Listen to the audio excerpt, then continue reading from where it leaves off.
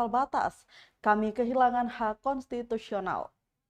Itu terjadi pada tahun 1998 menyampaikan aspirasi mereka terkait masalah tapal batas Kabupaten Maluku Tengah dan Kabupaten Seram bagian Barat atau SPB kepada Menteri Koordinator Bidang Politik, Hukum, dan Keamanan RI Mahfud MD Sabtu 28 Oktober 2023 sore. Pasalnya akibat masalah tapal batas Malteng SBB ini membuat masyarakat negeri Samasuru, Teluk Elpa Putih kehilangan sejumlah hak konstitusional mereka.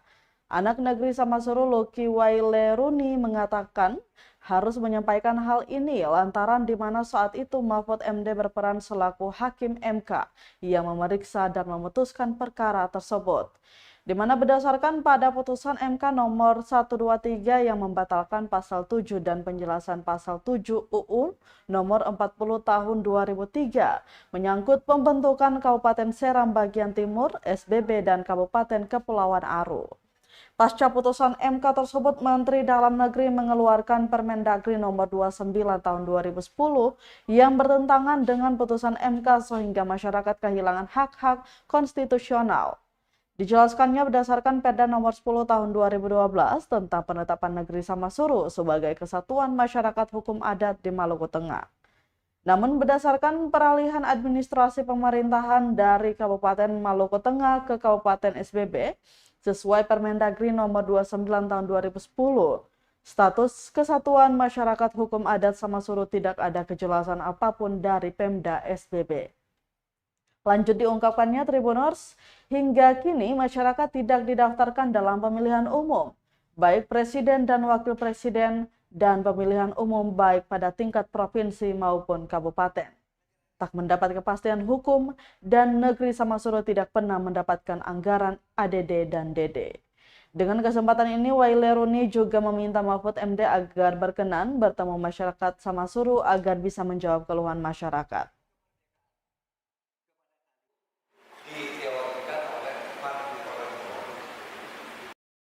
Sebagaimana mestinya berdasarkan undang-undang yang berlaku.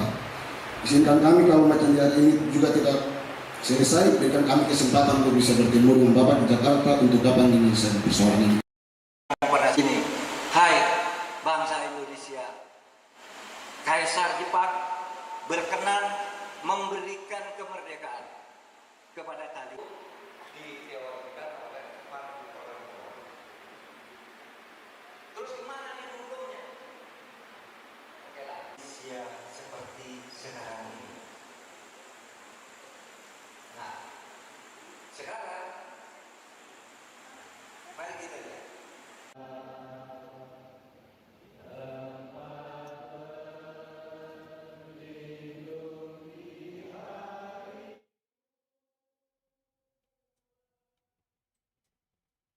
Tribuners, Mahfud MD pastikan selesaikan masalah tapal batas Maluku Tengah dan Seram bagian Barat. Saudara itu.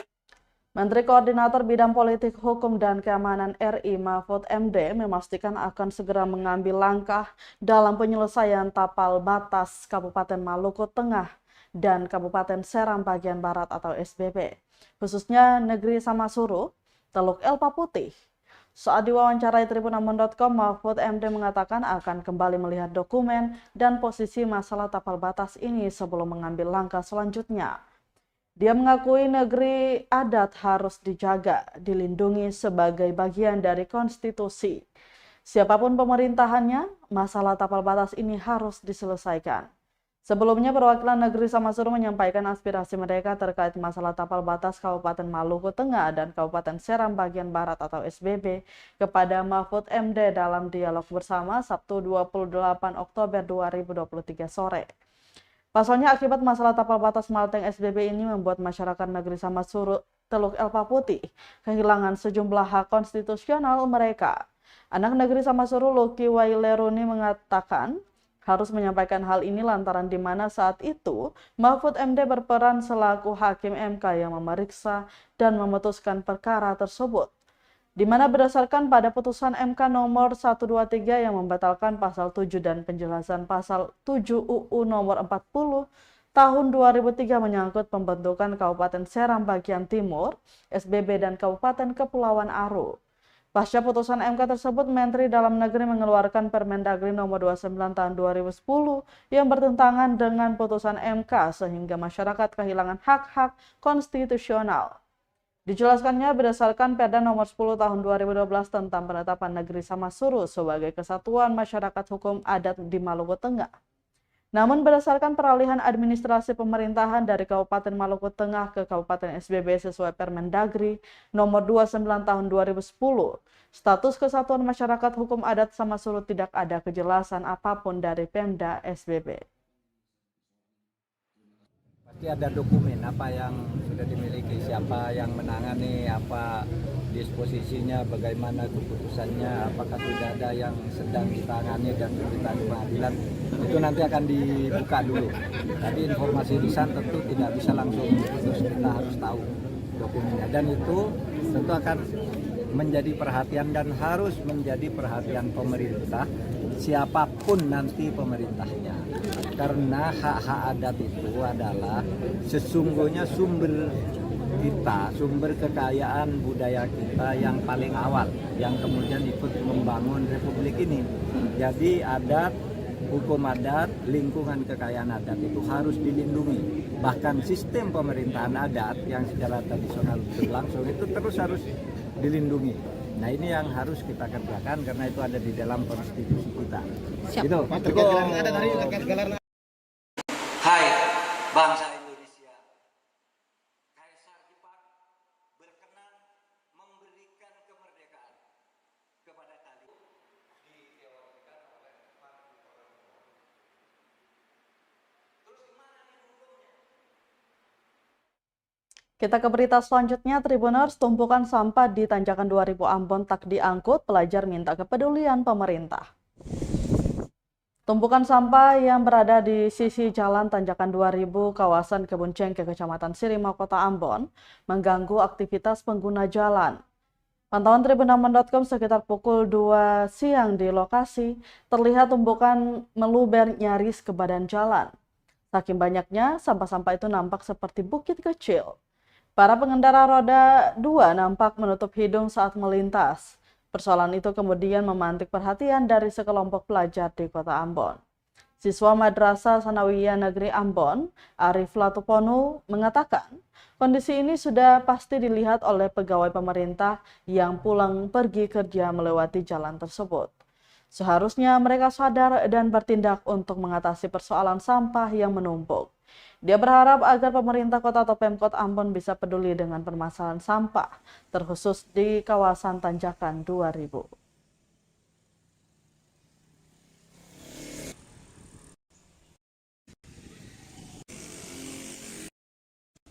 Merasa prihatin bahwa sampah-sampah ini mengganggu warga masyarakat yang lewat di sini, mengganggunya tentang bau dan kotoran, dan sudah kawat. Dan pemerintah sudah melihatnya, tapi mereka petugasnya tidak datang mengambil kotoran di sini. Ya, kami harap pemerintah bisa perhatikan sampah-sampah ini supaya petugas datang mengangkut sampah-sampah ini dengan supaya bersih dan tidak mengganggu warga masyarakat Kota Ambon.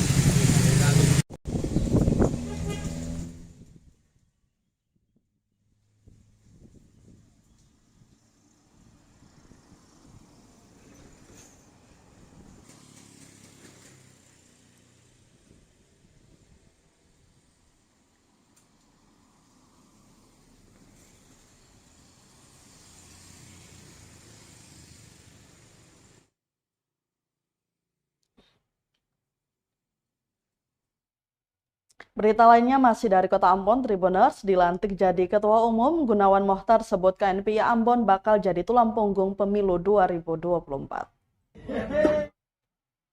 Gunawan Mohtar terpilih sebagai Ketua Komite Nasional Pemuda Indonesia atau KNPI Kota Ambon.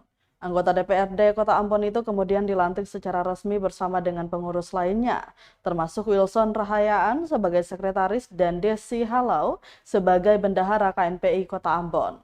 Dalam sambutannya, Gunawan Mohtar mengaku bakal menjadikan KNPI Kota Ambon sebagai tulang punggung atas terselenggaranya pemilu 2024 yang adil dan jujur. Kata dia hal itu agar masyarakat di kota berjuluk Manise ini bisa merasa puas dengan hasil penyelenggaraan pesta demokrasi nanti. Ketua KNPI Kota Ambon Gunawan mengajak seluruh pemuda untuk bersinergi bersama pemerintah demi mewujudkan Kota Ambon yang semakin aman, damai, dan maju. Terkhusus dalam bidang perekonomian yang nantinya akan dikembangkan pada tahun-tahun mendatang. Indonesia yang menjadi tulang punggung akan terselenggaranya pemilu yang adil, jujur, dan hasil yang nanti dicapai nanti bisa memuaskan seluruh masyarakat yang ada di Indonesia, khususnya yang ada di Kota Ambon. Mungkin itu saja.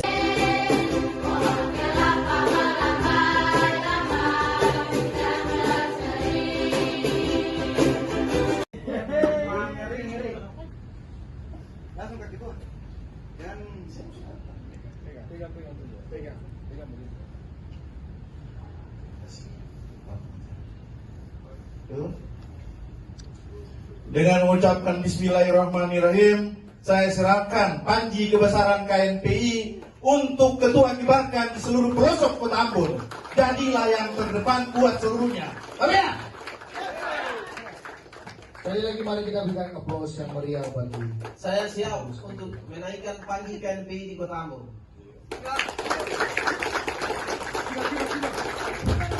Mohon agar tetap di posisi, kita akan ambil foto.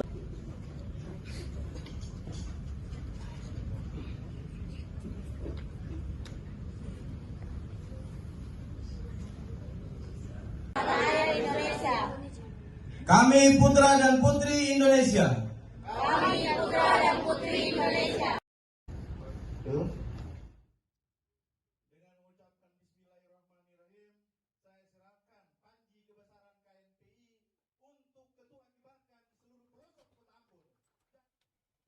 Tribuners, perkumpulan anak muda Ambon siap beri karpet merah ke Bodewin Watimena. Begini penjelasannya. Perkumpulan anak muda Ambon atau PAMA menyatakan bakal menyiapkan karpet merah bagi penjabat wali kota Ambon Bodewin Watimena untuk melanjutkan kepemimpinan dan pengabdian di kota Ambon selama 10 tahun mendatang. Ketua Umum PAMA Rizal Sangaji saat deklarasi kepemimpinan Bodewin Watimena sebagai penjabat wali kota Ambon 1 tahun lebih ini sudah banyak terobosan dan capaian perubahan. Misalnya melunasi hutang pihak ketiga yang ditinggalkan rezim mantan wali kota Ambon Richard Lohena Pesi, peningkatan pelayanan publik dan pendapatan asli daerah atau PAD bagi kota Ambon. Meski begitu masih banyak pekerjaan rumah yang harus diselesaikan seperti masalah penanganan sampah, penataan pasar Mardika dan kemacetan. Rizal juga menilai persepsi publik kota Ambon terhadap pemerintah kota Ambon di bawah kepemimpinan Bodewin Watimena sangat positif. Hal itu karena Bodewin merupakan sosok pemimpin yang visioner, responsif, santun, merakyat, dan tegas. Diberitakan penjabat wali kota Ambon Bodewin Watimena deklarasikan perkumpulan anak muda Ambon atau PAMA di momen peringatan Hari Sumpah Pemuda ke-95. Saat deklarasi, Watimena dinobatkan sebagai Ketua Dewan Pembina PAMA, sementara Rizal Sangaji sebagai Ketua Umum, Wakil Ketua Umum Hussein Marasabesi, dan Jovandri Aditya Kalaimena sebagai Sekretaris Jenderal.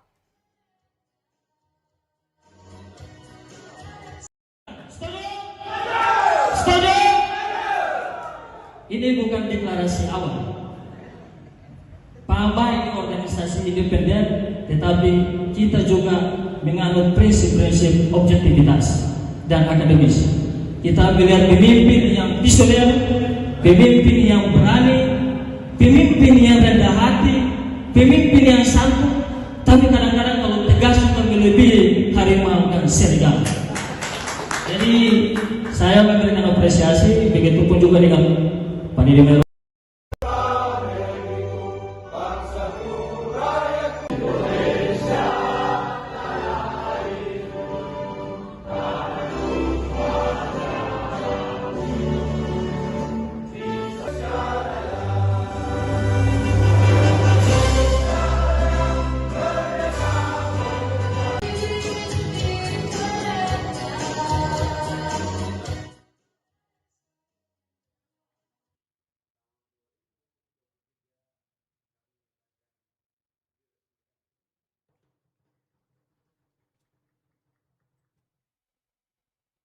Kita ke berita selanjutnya dari Kabupaten Maluku Tenggara. Tribuners Gereja Impian Warga Somlain Maluku Tenggara akhirnya diresmikan. Gereja Katolik Santo Teresia dari Kanak-Kanak Yesus akhirnya diresmikan Minggu 29 Oktober 2023. Gereja Impian Warga Stasi Somlain Paroki Ohoider Tutu, Kecamatan Kei Kecil, Barat, Kabupaten Maluku Tenggara itu diresmikan oleh Uskup Diosis Amboina Seno Ngutra yang didampingi Bupati Maluku Tenggara Tahir Hanubun. Kepada tribunambon.com, Ketua Panitia Peresmian Gereja Santo Teresia Slemens Welafubun mengaku peresmian itu menjadi titik penantian warga selama hampir 23 tahun. Dijelaskan pembangunan gereja telah diwacanakan sejak tahun 1990, kemudian warga berswadaya mencari anggaran, termasuk mengumpulkan material kebutuhan pengerjaan bangunan. Hanya saja dalam prosesnya selalu terkendala penganggaran, bahkan skema luas bangunan sempat diperkecil mengingat besarnya kebutuhan biaya. Hingga sempat ada usulan pemindahan lokasi gereja yang berujung beda pendapat. Kondisi kepanitiaan hingga warga sendiri pun tidak memungkinkan untuk lanjut pengerjaan gedung gereja. Angin segar baru datang di tahun 2019, tatkala Bupati Tahir Hanubun berkesempatan berkunjung ke Somlain. Hanubun pun diajak warga melihat kondisi gereja yang lama terbengkalai.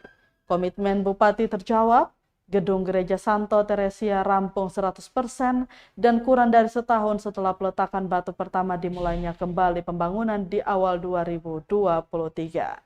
Sementara itu Bupati Malra Muhammad Tahir Hanubun dalam arahannya singkat mengatakan gereja tersebut adalah bukti cinta yang besar dari kita semua.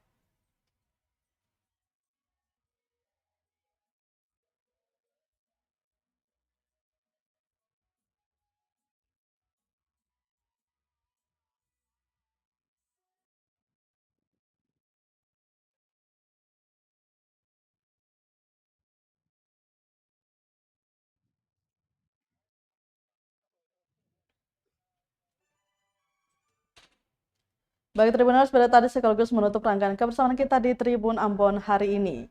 Mewakili seluruh kru yang bertugas, saya Mesya Marisa Besi pamit undur diri. Selamat sore dan sampai jumpa. Amato. Download Tribun X sekarang. Menghadirkan lokal menjadi Indonesia.